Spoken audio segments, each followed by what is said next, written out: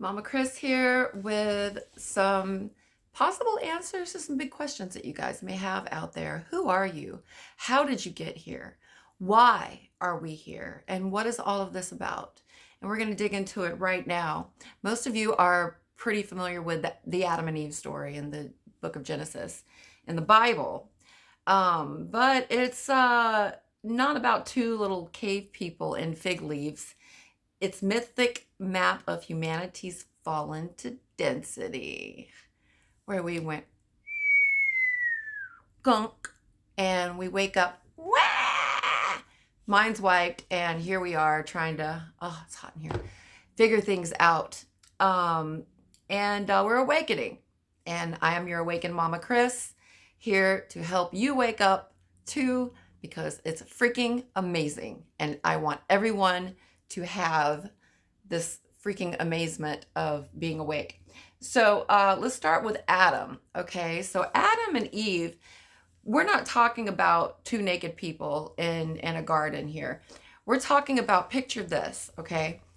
Void, nothing, just black, empty intelligence, vast, eternal, never ending, no time, no space.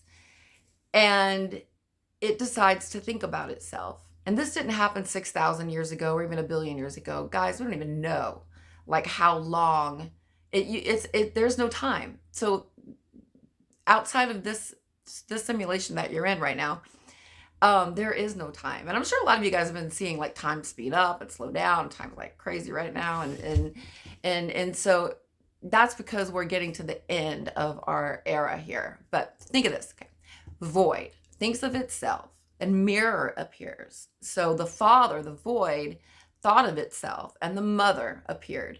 And the mother was beautiful to the father because he finally had a companion. And the mother became the womb of all creation. I'm not talking about this earth. I'm not just talking about this universe. I'm talking about universes. I'm talking about it goes on and on and on, and it never ever will end. And you are a part of that. Their love, the mother and the father, together with their love, created a third form. And that is known as the Christ, the child, the Christ child. And through that, it just started multiplying into aeons, however you want to say it, of other beings that have, let's just say, instead of looking at them like people, look at them like emotions. Look at them like states of feelings that you can exist in, like truth and love and creation. So these were the children of this union, and that's really really really the beginning. So Adam, when it talks about Adam and Eve in the Bible, it's a story. It's a metaphor for that union that started in the very beginning and how it uncoiled into spirals and spirals of universes and earth and like what we're experiencing right now, what you're experiencing right now. So as you read the Bible, it's very interesting because it's actually kind of showing you, as within, so without. What's going on with us collectively is the same thing as what's going on with us internally. We fight the forces of good and evil within, and the forces of good and evil are being fought here on earth, and the forces of good and evil are getting fought even outside of earth and our universe. So it all plays in together. It's all tied together. But let's get back to Adam. Adam means Adama, of the red earth clay. Adam isn't one guy. It's the first human archetype. The clay form, body, instincts, animal husk, was shaped, but it wasn't alive until God breathed in the spark. Adam represents the first time the divine spark was trapped in matter. So that's right, guys. Before we were humans here in human form, the human prototype was a light being. So beings that got away from source wanted to create their own reality. And it's kind of like an adversary, uh, opposite, a polarity to source, which is love and light. So this world that we're in right now is ran by the dark elite, I like to call them the dark forces, and they kind of have control over it, which was why, when Jesus was in the desert, um, and Satan says, bow before me and I'll give you everything. Jesus never said, it ain't yours to give, Satan. Jesus knew this is Satan's realm that we're in. This is and I say Satan, but the dark adversary of source that went off and skipped off into the dark and decided to create on its own without source, kind of. And like I said, all these are stories to get us to understand how we came to be. And the stories change, as you will see, with the different cultures. But guys, this is been going on for thousands and thousands and thousands of years since we humans came into a 3D existence here on Earth. And that was after the fall of Atlantis. Atlantis was a 5D, in a 5D dimension. And then they fell, they dove even deeper, and we found ourselves in this 3D dimension where we have been told lies. We've been very deceived. See, we're normally not supposed to be having to go through this prison of deception. We're supposed to be off creating all kinds of cool stuff and doing it in love and light and not in darkness and lack and separation. We dove deep with this one. So then let's get to Eve. Okay, so Eve is the soul, the feminine principle. Eve comes out of Adam's side, not a literal rib, guys, but as the separation of masculine, feminine within the human experience. So picture the human light being was masculine, feminine combined. You could say they were androgynous. They weren't male or female. They were both. And they were humans of light. And then when we got into this experience here, our masculine feminine was separated. So that's why you guys are always, looking for your perfect other, but it's not in another. It's finding the polar opposite and coming in, bringing together the yin and the yang of yourself. Before this split, humanity was androgynous light, male, female in one. Eve represents the psyche, the inner soul, the intuitive feminine, separated so duality could play out. She is also Sophia's echo, wisdom entering the human story. The serpent, the awakening force. It's not like they said in the Bible that, Satan came and God was good and God kicked us out of the garden because we sinned. Let me read you this one and you can write in the comments and let me know what your thoughts are on this stuff, okay? And I've actually got some backup with references, so you all can go look for this stuff on your own. So, I'm not talking no job to you, you know what I'm saying? So the serpent, the awakening force, the serpent is not some cartoon devil, okay? It represents Kundalini, gnosis, consciousness, the spark rising up from the base, instincts to the higher mind. So this is where the chakra comes in, the base of your spine.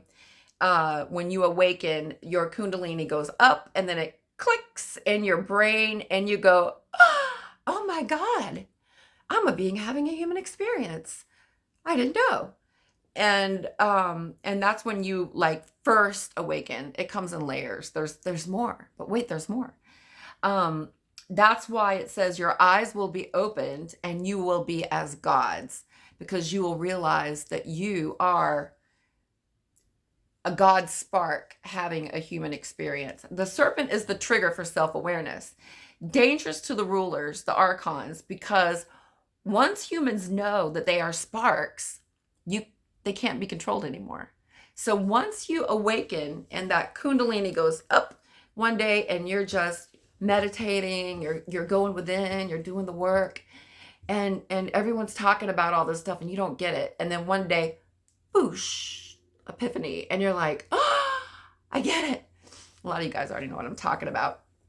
But the one in the garden was not Jesus's father that he was speaking about. This was more like Yahweh. This was the one. These are the dark beings that want to control us and keep us under their thumb. That's why, don't ever do mushrooms or ayahuasca or DMT. Don't do that because those are bad drugs and those are evil. Not necessarily. Can they be? Well, yeah, you could drink enough orange juice to kill yourself if you want to. But they can also be very huge tools in reaching enlightenment and reaching these states of consciousness within your conscious, within your heart. So, and that's why they don't read those old esoteric, ancient hieroglyphs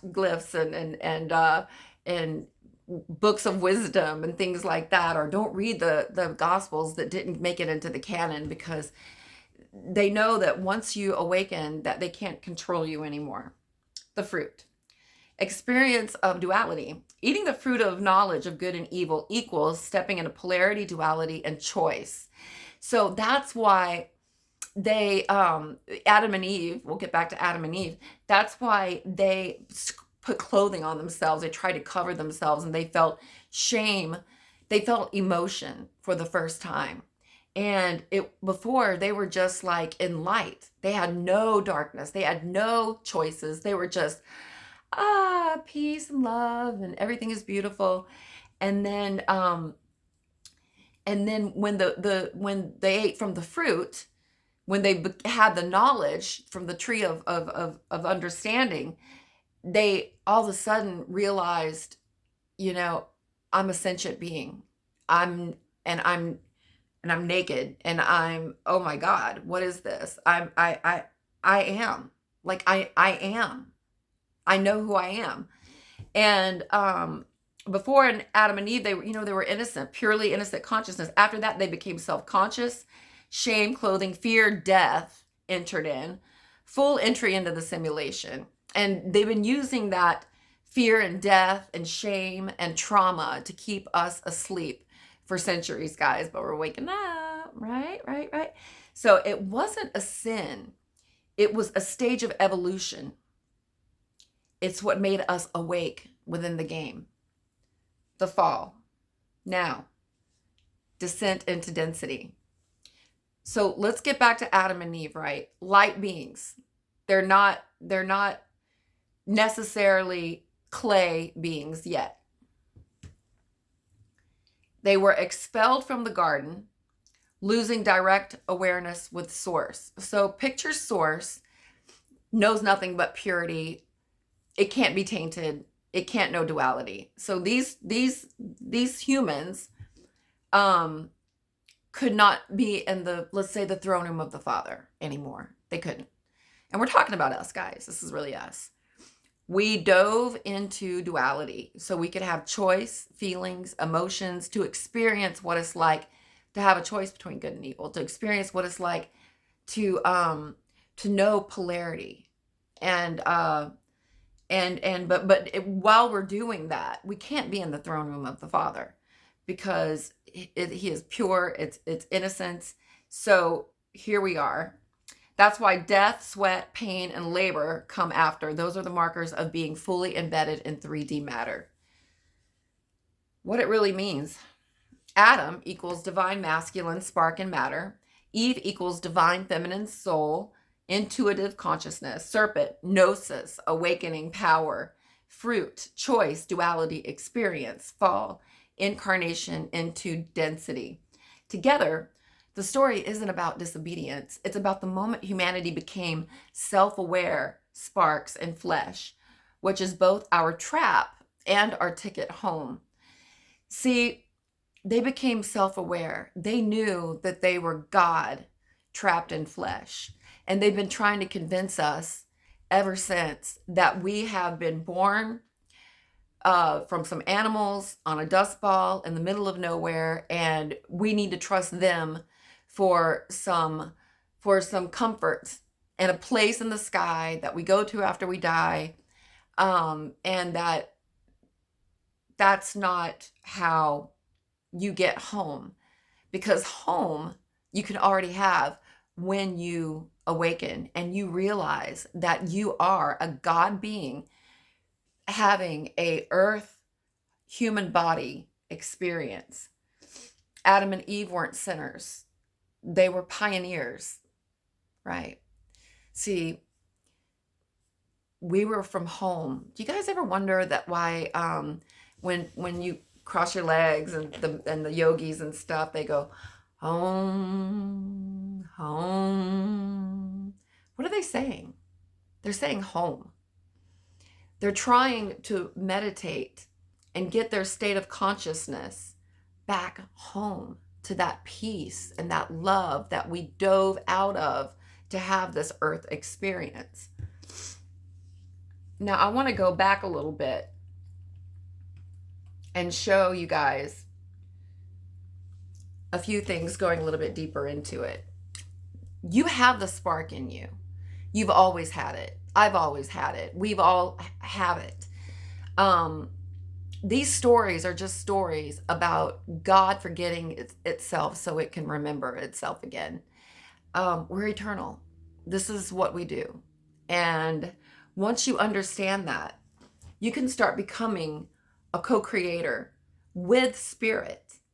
And it's really fun. I do it all the time. And I can say that I want something, and then I think about having it and how great it will be, and then I let it go.